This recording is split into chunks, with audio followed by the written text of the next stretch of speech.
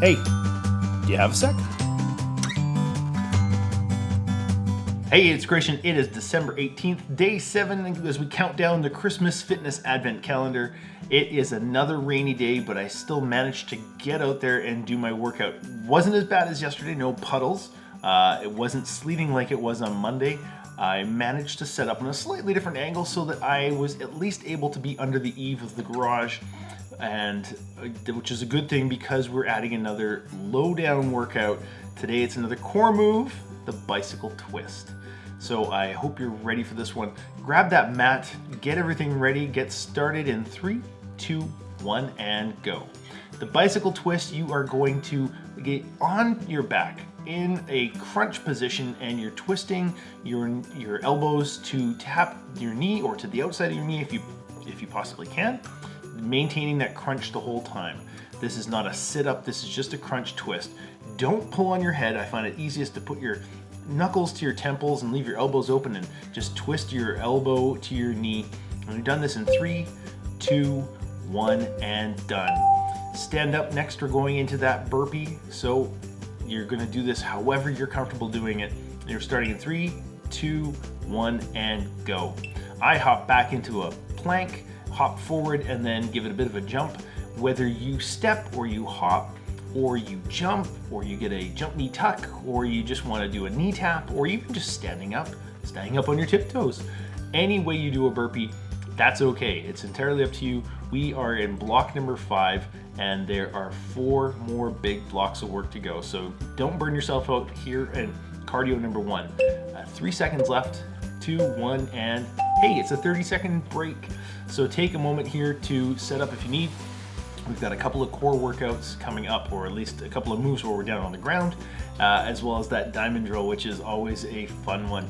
I set up today with 3 markers, and I think I enjoyed 3 better than 2. So it seems to have a better flow when I've got more distance going.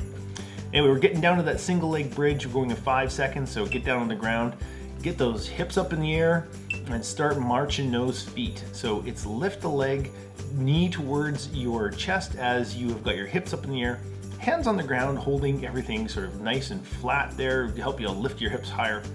And be sure to keep your foot flexed so that your knee stays at a constant angle. I find that easier to do when I'm paying attention that way. And just keep marching it out. You're keeping your glutes engaged and your core as well. And this is going to strengthen your back, among other things. So we're done here, and we're going to go transition up into the angry bear.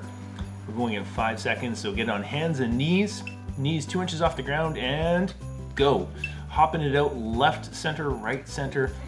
For me, this was a little bit slippery today, so I had to move slower than I would normally go, but it is still work. I find it actually harder when I go slower, because if I do a stepping move, like you're stepping your feet out and then together and then back to center together, that is harder for me than hopping. I don't know what it is, but total burn in the legs just above your knees. But you're done here in 3 seconds, 2, 1, and go. So now you're getting into that CY reach position. So get on your mat and get down into that low sit-up position, the crunch, and we're going. Make that C shape, then sit up and reach out to the side and make the Y shape, and then lean back down into the C, and then reach back up to the other side and making the Y. And this is all about working those obliques. Same thing as the bicycle in the last round. So we've got 2 core moves in 2 rounds back to back that are about the obliques, but it's an easy one to do. I find the more you do this one, the better it gets. We've got 4 seconds left here, so just keep working hard right through the end. And there you go. So stand up, we're moving into our cardio move, the diamond drill. And 2, 1, and go. So no matter how many markers you've got, or even if you're just visualizing one point on the ground that you're doing your diamond steps around, it's important to maintain a nice rhythm. Today I did alternate a little bit. I found I was starting some of the moves with my left foot as opposed to leading with the right, but it worked, and it was good. I got into a groove and was able to keep a good pace, and that's what this is all about, is to get the agility working for you. You're done here in 2 seconds, And that's it. We're taking a 30-second transition here, 30-second break, not a transition. So shake it out, take in some air. We've got push-ups that are gonna lead next. That's a tricep push-up to start. So just take a few seconds here before getting down on the ground. We're halfway through this break. Grab water, grab a towel, whatever you need, stretch it out, rotate your arms, do that Egoscue stretch that I showed you, but get down on the ground. We're going in 4 seconds, 3, 2, and 1. Now, the tricep push-up is all about working those tricep muscles. So you're gonna keep your hands in nice and close. Your elbows are grazing your sides as you drop to the ground, and then as you're pushing back up, you can really feel the difference between this and a regular push-up if you're doing it properly. So you don't want your elbows flaring out, you want them nice and tight. Try rotating your hands so that your thumbs are pointing more forward as opposed to having your fingers pointing towards sort of a middle position. You're done here in 1 second, so hop it up. We are going into the Plyo Knee-pop next. We're gonna do one side for 15 seconds and then the other. And we're going in 3, 2, 1, and go.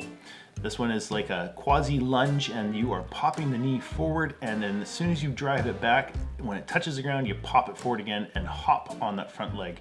You want to get off the ground.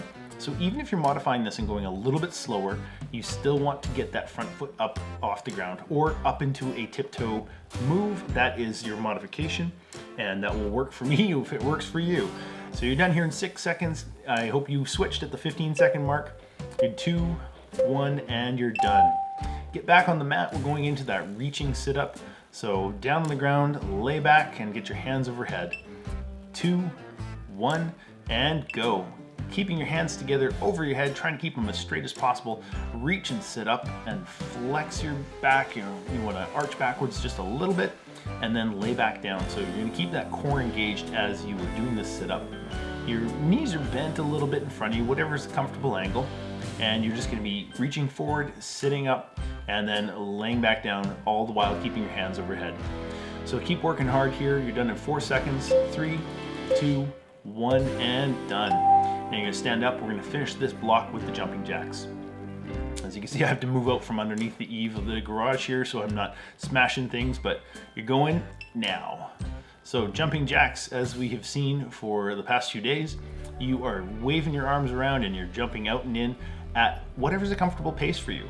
If you want to do a bent arm the whole way, you want to do straight arms, fast, slow. The idea here in this entire workout is that this is you working hard 30 seconds at a time, because you can do anything for 30 seconds. So don't think of it as being 20 minutes worth of workouts. It's 30 seconds. And you're done here in 2, 1, and that's it. Already we have worked through 10 moves. There's 8 more to go. So keep breathing through this break. We've got 20 more seconds. So just take a little bit of a relax here and prepare yourself. Next, we're going into the YTWL and that tiptoe squat. So a couple of shoulder moves. So just swing those arms around, give yourself a hug if you need to, loosen things up. We're going in 4, 3, 2, 1, and go. Bending forward at the waist with your feet about hips width apart. You're gonna reach your arms overhead to make the Y shape, out to the side for the T, elbows back for that W, and then flip your palms up and elbows out like 90 degrees for the L shape, and repeat. So you wanna keep your back relatively straight, and if you can keep your nice straight line from your fingertips all the way to your tailbone in that Y, that sort of gives you the positioning that you wanna maintain for the whole thing. We're done here in 2 seconds. And that's it. Straighten up for just a brief moment, get your feet slightly wider, and get ready for the tiptoe squats. We're going into those in 3 seconds, 2, 1, and go. Now the tiptoe squat, it's important that you try and keep a straight line and keep those biceps up by your ears. Don't let your arms droop down. If you can keep them out nice and straight, keep your back flat, nice bend at the hips, you are going to get the most out of this as you lower down into that squat. You are up on your tiptoes the whole time. The higher you can get, the better. I know it can be hard, but get those heels up off the ground, get those squats low, and just keep pushing through. 2 seconds left, 1, and done. Grab your mat or towel or padding or whatever it is you use. We're getting down on the ground for that Sphinx leg lift next. Going in 3, 2, 1, and go. So the Sphinx leg lift, you are in a Sphinx plank position, low plank, on your elbows, hands in front of you. You're maintaining a nice straight board body. and you want to lift one foot, then the other, alternating, and you're squeezing your glutes here. This is where you're getting the most work, is the booty. So make sure your core is engaged and you're breathing through this. I know at this point you are probably breathing hard. We've got 5 more moves to go after this, including a break. You're done here in 2 seconds. 1, and pop on up. It's the speed skater next, and it's a little wet here, a little slippery, so it was harder for me, but we're going in 2, 1, and done. Go for it. Your transition time was up. That was what the done was, sorry. We were in speed skater, lurching yourself back and forth, and you are swinging those arms. You want to make sure you maintain a proper balance here as you are keeping that momentum up, getting low, bending the knees, and crossing your foot in behind the other leg. So it's all about that low posture and working those quads. So 2 seconds left and done. You get a 30-second break here. Now we're going to move into our last block, which you've seen leading off with the push-ups, of course. So take a quick breather here, suck in some of that precious oxygen that your muscles are desperately craving. I know it is working hard, and even out in the rain here. I love running in the rain, so this is not a problem for me. Just having the wet hands really sucks.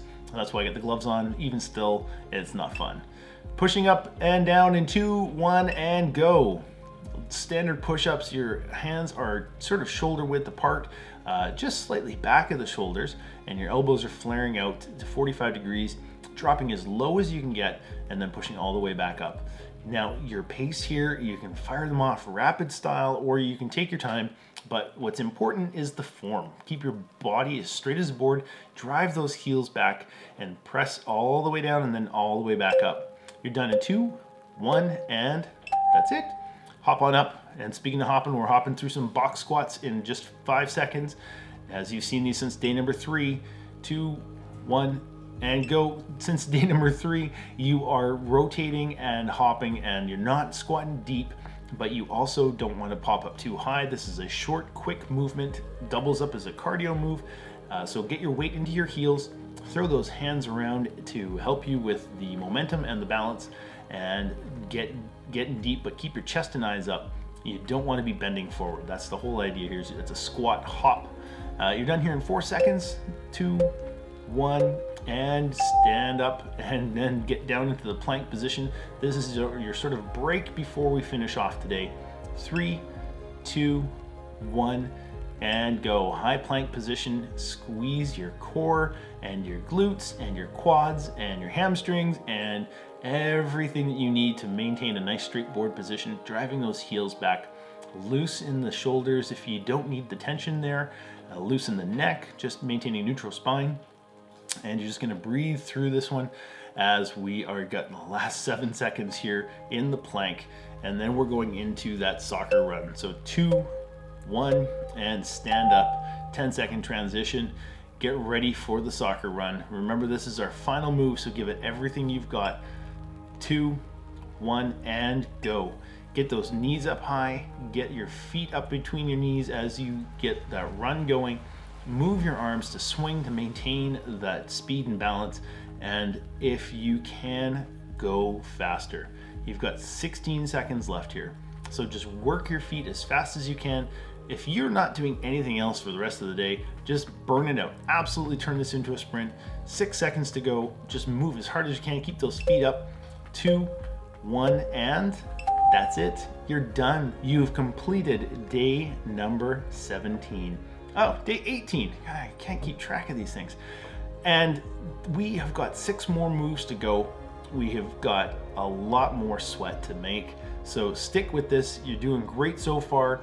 Whether you're inside in the nice dry or outside in the rain like I am, I'm glad you're here with me and watching this. If you have any questions or comments, give a comment down below, give it a thumbs up.